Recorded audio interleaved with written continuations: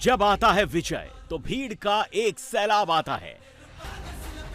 जब आता है विजय तो सपोर्टर की एक सुनामी आती है। जब आता है विजय तो पब्लिक का एक बवंडर आता है। 27 सितंबर को भी यही हुआ। साउथ के सुपरस्टार ने जैसे ही एंट्री ली, विजय के साथ उनके हजारों चाहने वाले भी आए, लेकिन साथ ही एक अनहोनी भी आई। एक ऐसी अनहोनी जिसने कुछ ही मिनटों में कई जिंदगियां छीन ली।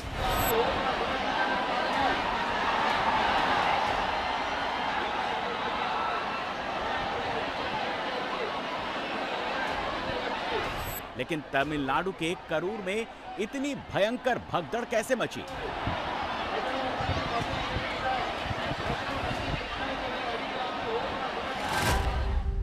सुपरस्टार विजय की रैली में 5 गुना भीड़ कैसे पहुंची?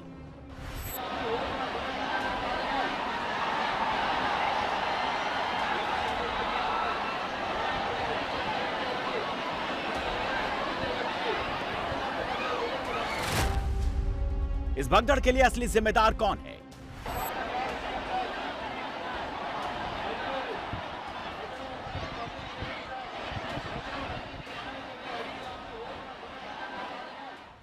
क्या यह सिर्फ एक सुपरस्टार को देखने के लिए उमड़ी बेहिसाब भीड़ का नतीजा था, या फिर इसके पीछे प्रशासन की बद इंतजामी थी? करूर में बची भगदड़ के बाद ऐसे कई सवाल लोगों के मन में हैं, जिनका जवाब टटोलेंगे। लेकिन पहले आपको उस जगह ले चलते हैं जहां ये भगदड़ मची। इस वक्त हम जहां मौजूद हैं वहीं ये हादसा हुआ था। यहां पड़ी चप्पल, पार्टी के ये झंडे गवाही दे रहे हैं कि यहीं प्रोग्राम हुआ था। अगर आप देखेंगे तो यहां पर 12 से 3 बजे तक के लिए प्रोग्राम की अनुमति ली गई थी। उस वक्त यहां पहले से भीड़ मौजूद थी, लेकिन साउथ सुपरस्टार विजय ओपन रोड शो के अंदाज में एक बस पर सवार होकर सामने से रॉन्ग साइड इस रास्ते पर आए और ठीक यहीं आकर उन्हें भाषण देना था।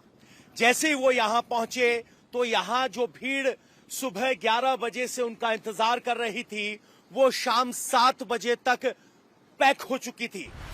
27 सितंबर को तमिलनाडु के करूर में साउथ के सुपरस्टार और तमिलगा वेत्री कजगम पार्टी के चीफ विजय थलपति की एक मेगा रैली थी। रैली के लिए 10,000 लोगों की परमिशन थी, लेकिन सुपरस्टार का क्रेज ऐसा कि भीड़ बढ़ती चली गई।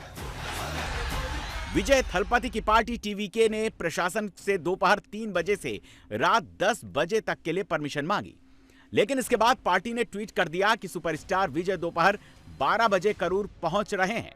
जैसे ही लोगों को इस बात की जानकारी मिली तो सुबह 10 बजे से ही लोग रैली वाली जगह जुटना शुरू हो गए। दोपहर 12 बजे तक करीब 25,000 लोग करूर के टाउन एंट्रेंस पर इकट्ठा हो गए, लेकिन अभी तक सुपरस्टार विजय वहां नहीं पहुंचे थे। दोपहर का वक्त था, धूप तेज थी। जिस जगह रैली थी वहां पीने के पानी का भी कोई इंतजाम नहीं था, इसीलिए लोगों की तबीयत बिगड़ने लगी। लेकिन सुपरस्टार विजय को देख लेने की ललक ऐसी थी कि कोई वहां से जाने को तैयार नहीं। शाम होते होते 1,20,000 स्क्वायर फीट एरिया में 50,000 से ज्यादा लोग जमा हो गए। इसके बाद शाम 7 बजे के करीब सुपरस्टार विजय स्पीच वाली जगह से 50 मीटर की दूरी पर वेलकम पॉइंट पर पहुंचे। वहां पहले से भीड़ इकट्ठा थी, लेकिन विजय जिस बस से पहुंचे उसके शीशे पर पर्दा पड़ा हुआ था, इसीलिए भीड़ विजय को देखने के लिए बस के साथ साथ आगे बढ़ी।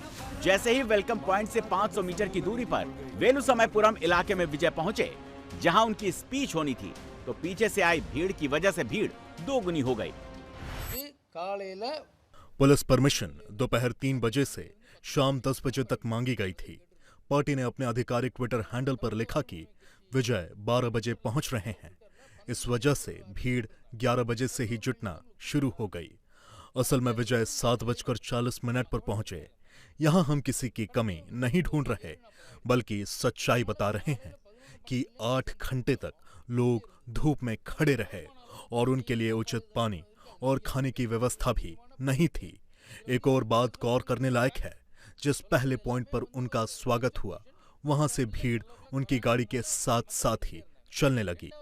वहां से क्रू टाउन के अंदर तक उन्हें लाने के लिए पुलिस को काफी मुश्किल हुई। खुद विजय ने इस काम के लिए पुलिस की सराहना भी की, लेकिन सच ये है कि उनके साथ चल रही भीड़ भी पब्लिक स्पीच पॉइंट तक आ गई और वहां पहले से लोग जमा थे, इसीलिए भीड़ बहुत ज्यादा हो गई। போலீஸ்காரர்கள் சிறப்பாக செய்தாரு, நாங்க வந்தோம்னு அதனால கூடவே அந்த வர கூட்டம் இருக்கு பாருங்க। सुपरस्टार विजय जिस सड़क पर रैली करने पहुंचे वो कहने के लिए तो करूर की सबसे बड़ी सड़क है, लेकिन लोगों का दबाव इतना था कि जगह कम पड़ गई। दूसरी बात यह थी कि भीड़ में महिलाएं और बच्चों की संख्या काफी थी। हर कोई विजय की झलक लेना चाहता था, इसीलिए धक्का मुक्की शुरू हो गई। इसी बीच अचानक एक 9 साल की बच्ची लापता हो गई।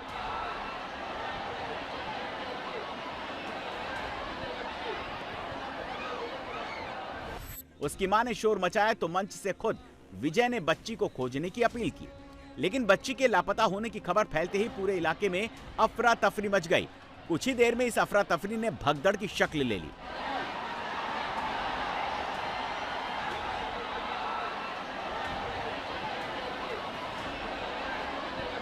इस भगदड़ में कौन गिरा, कौन दबा, कौन बचा, कौन फंसा, किसी को कुछ समझ में नहीं आया। लेकिन जैसे ही भीड़ आउट ऑफ कंट्रोल हुई, लोग इधर उधर भागने लगे।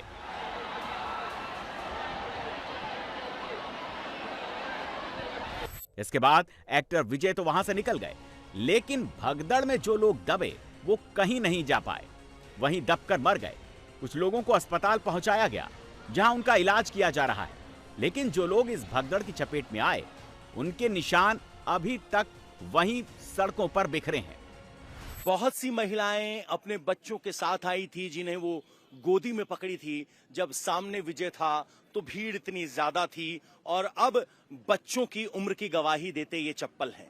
ये चप्पल हैं 5 से 7 साल के बच्चे की, ये चप्पल है 3 से 4 साल के बच्चे की, और ये चप्पल है साल भर के बच्चे की जो यहाँ इस वक्त पड़ी हुई है। ये 2 साल के बच्चे का क्रॉक्स है। तो कुल मिलाकर 1, 2, 3, 4, ये भी एक बच्चे की चप्पल है, 5, ये सब बच्चों के चप्पल हैं। बहुत सारे बच्चों का एक सबूत ये देख लिए, ये किसी एक बच्चे का चश्मा है जो इस वक्त टूट कर गिर गया है, ये यहाँ पड़ा हुआ है, ये स्थिति है। सवाल है कि ये भगदड़ हुई कैसे। शाम 7:30 बजे जब सुपरस्टार विजय रैली वाली जगह पर पहुंचे तो सब कुछ ठीक था। उन्होंने करीब आधे घंटे तक वहां स्पीच दी। फिर आखिर ऐसा क्या हुआ कि करूर में इतनी जबरदस्त भगदड़ मच गई। भगदड़ की 3 बड़ी वजह सामने आई है। उसमें सबसे बड़ी वजह है बद इंतजामी। पहली वजह, पुलिस ने रैली की परमिशन दोपहर 3 बजे से रात 10 बजे तक के लिए दी थी, लेकिन विजय की पार्टी टीवीके ने सोशल मीडिया पर ऐलान कर दिया कि वो 27 सितंबर की दोपहर 12 बजे तक करूर पहुंच जाएंगे। इस ऐलान के बाद लोग 11 बजे से ही रैली में जुटना शुरू हो गए, लेकिन विजय शाम 7 बजे करूर पहुंचे, यानी 7 घंटे से ज्यादा लेट पहुंचे। इसी वजह से भीड़ के हालात बन गए। दूसरी वजह, विजय के मंच के पास बढ़ती भीड़ को संभालने के लिए न पुलिस मौजूद थी न वॉलंटियर।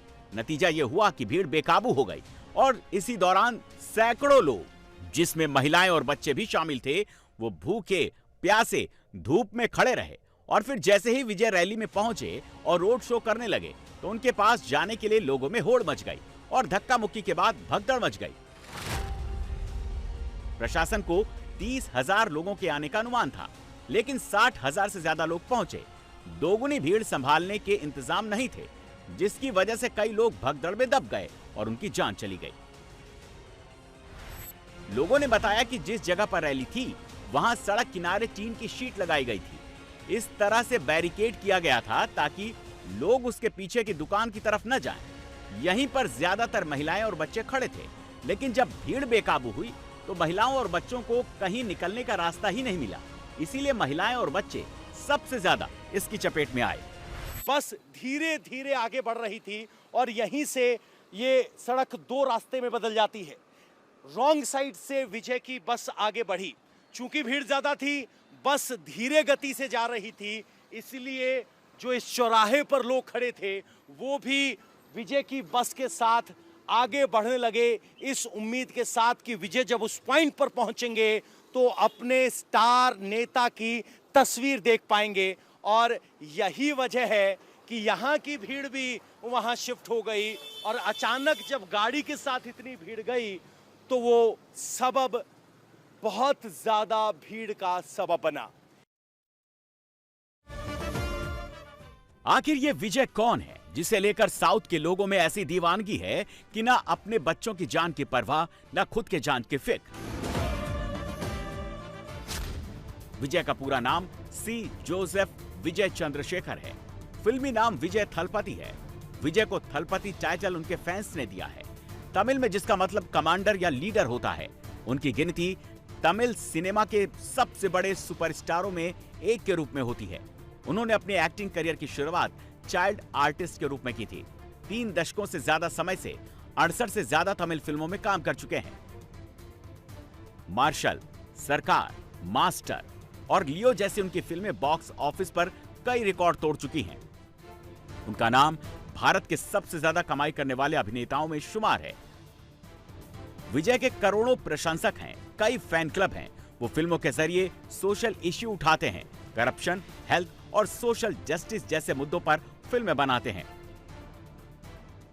और उनकी फिल्में रूरल साउथ में जबरदस्त हिट होती हैं। 2023 में विजय की फिल्म लियो ब्लॉकबस्टर साबित हुई थी। लियो ने 612 करोड़ की कमाई की थी।